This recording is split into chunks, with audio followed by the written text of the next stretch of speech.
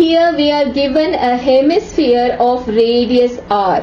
What we need to do is fit a cone inside this hemisphere, but it is not any ordinary cone. It must be the biggest cone that can possibly fit into this area, which means you have to make maximum use of the volume available. How big can it be? Now there is only one quantity associated with sphere. It is just the radius, which we know to be r. But then with the cone you have to find two quantities. You have to find its radius, you have to find its height. Now we are talking about maximum volume, stretching it as much as possible. Then what can we do? We can draw the cone also with the same radius.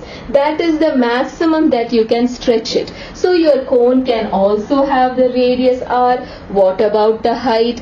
What is the maximum height possible for a cone so that it will fit inside this hemisphere? Now forget about the hemisphere. Tell me, how will it work in a sphere? In a sphere, what is the longest line that you can draw? It is the diameter. It is the same with the circle. What is the longest chord of a circle called? It is called a diameter. So same with the sphere, the longest line will be the diameter. But here we are not dealing with a sphere, we are dealing with a hemisphere. So the longest line will be half of the diameter, or in other words, what is the half of the diameter? It is the radius. So height also we have to take the radius. So the volume of the cone is given by this formula, but here both the radius and the height are r. So therefore the answer that you are looking for is